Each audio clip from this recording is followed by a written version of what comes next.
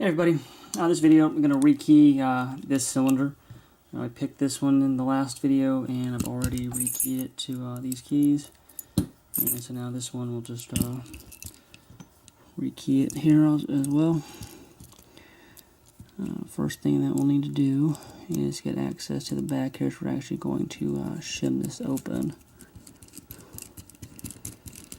Or locksmith it, as a friend of mine would say.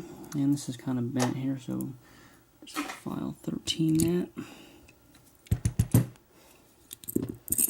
And get a key blank. Do it with a pick, but a key blank's a lot easier. I'm going to be just insert our shim into the back. Key blank in, and putting some pressure on the shim while pulling the key out.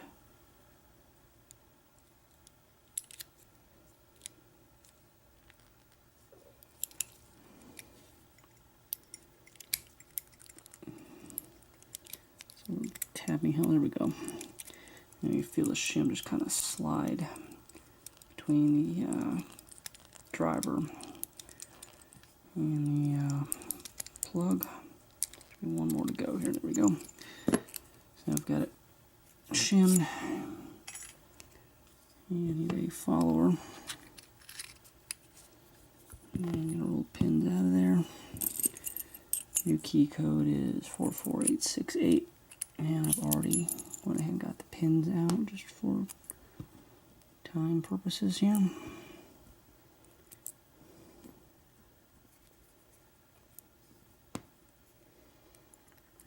gonna make sure I got them all nice and flush. So looking good. So I'm going to insert that back in, make sure the key works very nicely.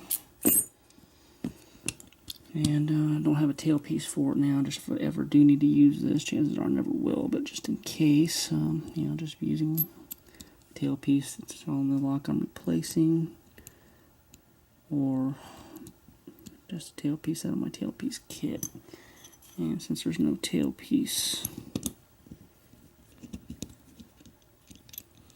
there, my cap tool should work to put this back on.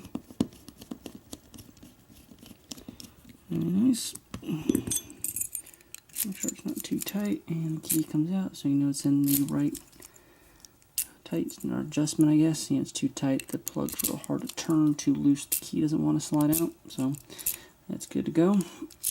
Stick it in, turn it, keep the key in there, and I'll just go store this in my box of parts. And that will do it for this video, and we'll talk to everybody later.